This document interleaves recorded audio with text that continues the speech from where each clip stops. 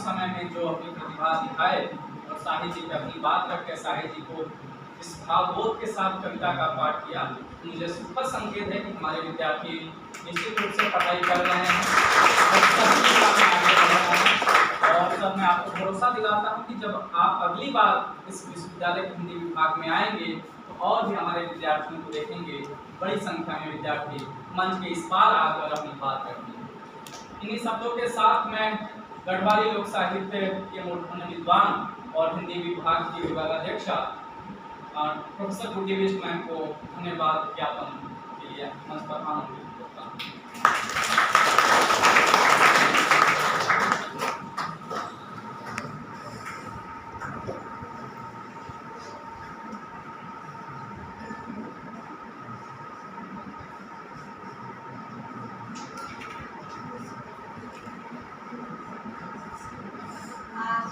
बड़ा सुंदर संयोग है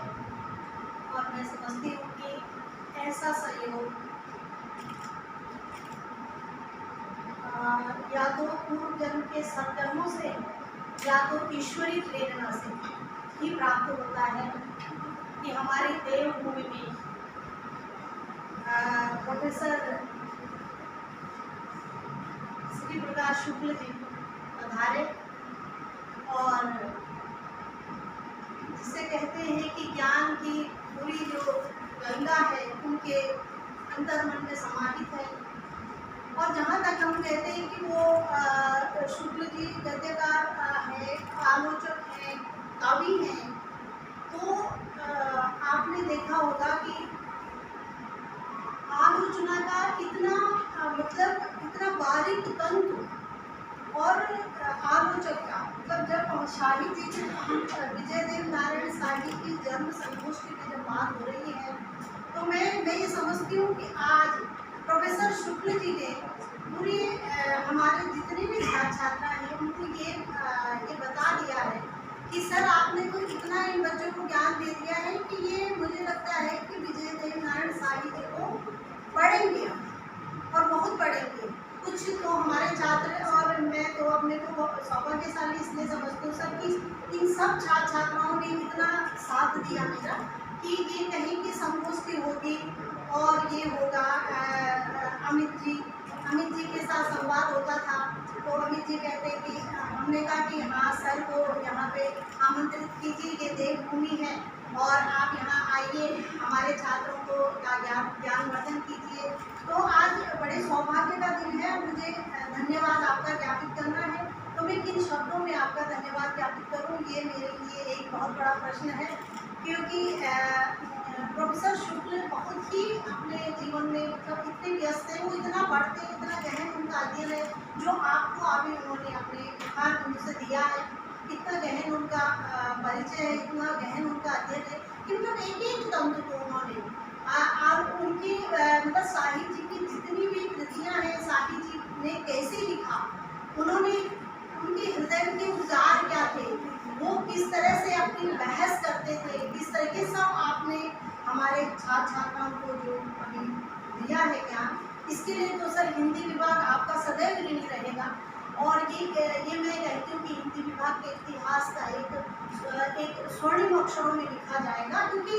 मैं समझती हूँ कि अब आगे जब हम आपको बुलाएंगे, जैसे डॉक्टर अमित जी ने कहा, तो तब मैं समझती हूँ कि बड़ा कार्यक्रम हम करेंगे सर, जिसमें आप हमारे बीच होंगे।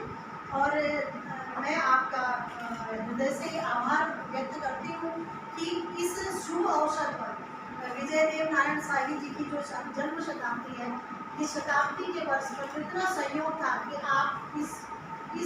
शताब्दी वर्ष पर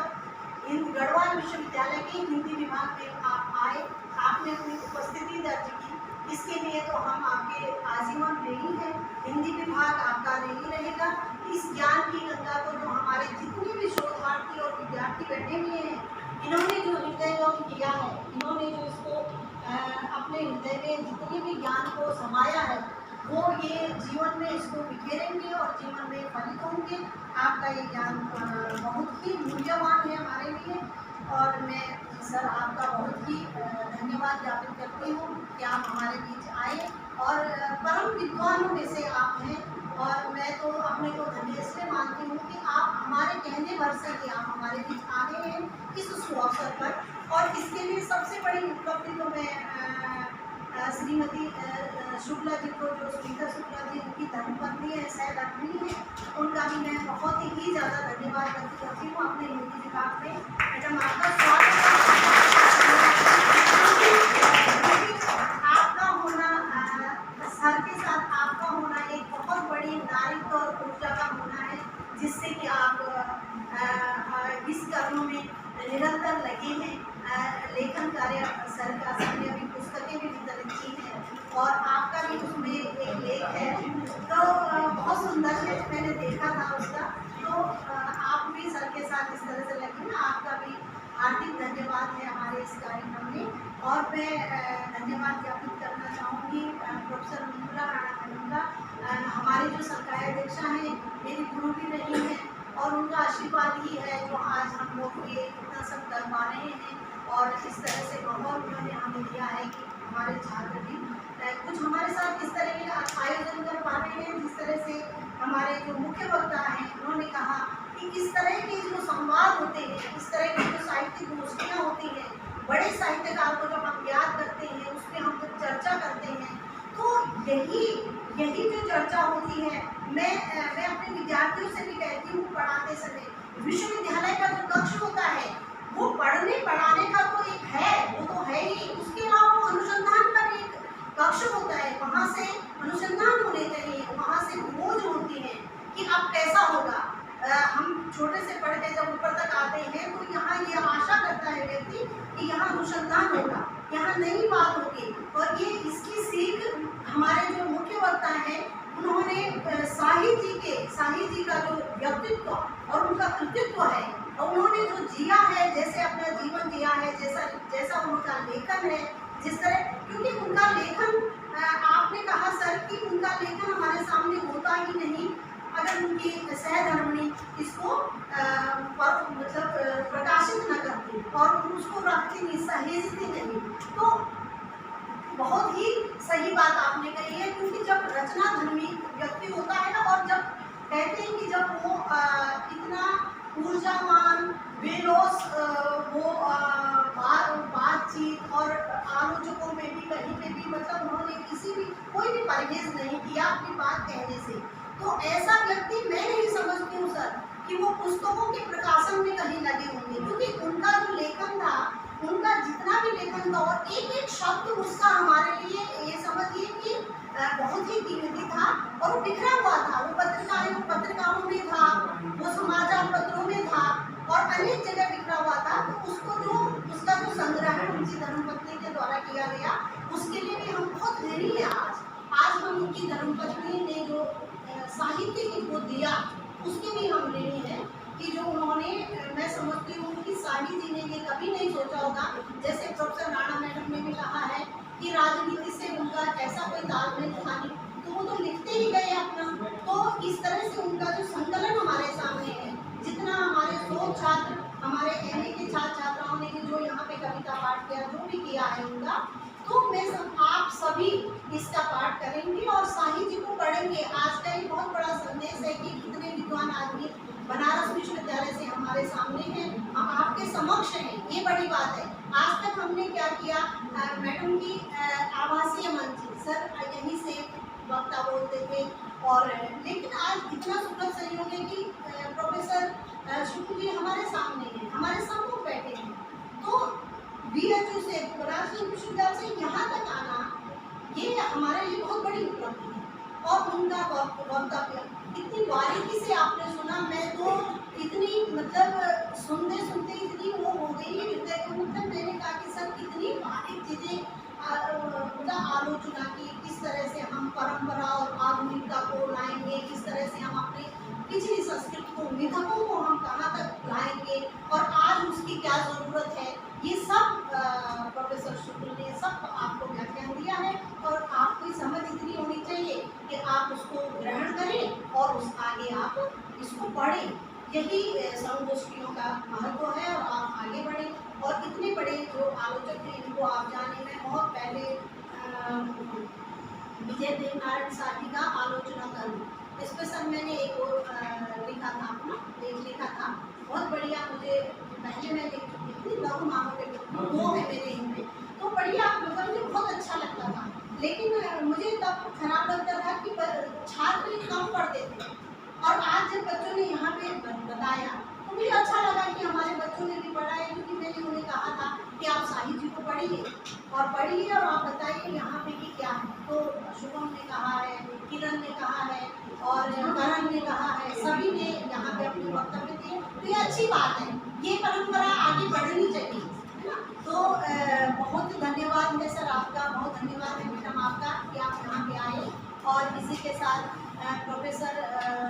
आशुतोष मित्र जी, जो संस्कृत के परम मूर्धन्य विद्वान हैं और हमारे यहाँ संस्कृत विभाग के प्रोफेसर हैं, आपने मेरे निवेदन को स्वीकार किया सर, इसके लिए मैं आपका धन्यवाद ज्ञापित करती हूँ। मैंने निवेदन आपसे किया था कि आप आइए, तो आप आए, आपका बहुत बहुत धन्यवाद। और जो पूरा जो कार्यक्रम हो रहा है, इसके इसको जो संचालन सब किया है डॉक्टर अमित कुमार शर्मा जी। डॉक्टर अमित कुमार शर्मा जिसे मेरी बात हुई तो उन्होंने कहा कि मैडम ये कार्यक्रम हम करेंगे और इस तरह से कार्यक्रम होगा। तो मैंने कहा हाँ कि आप कीजिए और हम आपके साथ हैं। तो डॉक्टर अमित कुमार शर्मा जी ने ये कार्यक्रम करवाया, इसके लिए आप बधाई के पात्र भी हैं, धन्यवाद भी है बहुत बहुत कि इतने मूर्धन्य विद्वान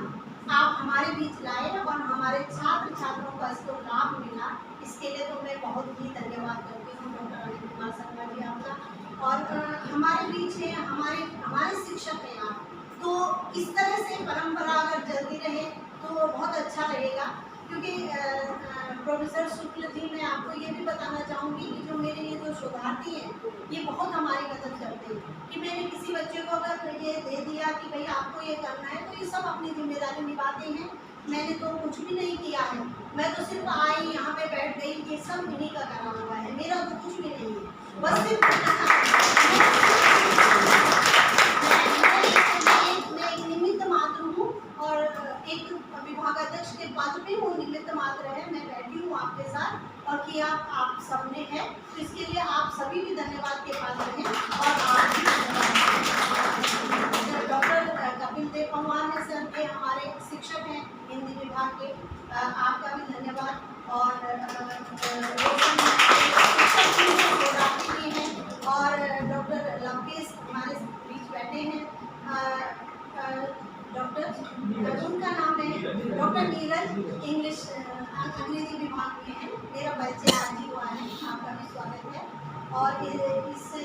बाकी सभी मेरे जो शोधार्थी हैं, जितने शोधार्थी हैं, आकाशदीप का विशेष नाम इसलिए लेना चाहूँगी कि वो हमारे साथ जो ये टेक्निकल सीखना भी होता है वो करके वो परोक्ष में रहते हैं, हमेशा पर्दे के पीछे, वो कभी यहाँ रहते नहीं है, पर कहते हैं कि मैं पूरा सब कर दूँगी, ये इंतजाम आप कीजिएगा। तो एक हमें ऐसा व्यक्ति भी चाहिए जो इस तरह के कार्य हमारे साथ कर सके। तो इन सभी बातों के साथ आप सर की बात को हृदयगम करेंगे और इस ज्ञान की गंगा को बहाते रहेंगे। विजय देव नारायण शाही जी की जो जन्म संतोषी है, जन्म शताब्दी जो मनाई जा रही है, ये बड़े सौभाग्य का दिन है। और आज का ऐसे दिन हमारे जीवन में आते रहे, है ना, बार बार आते रहे, हम इस तरह साहित्यिक चर्चा होती रही। तो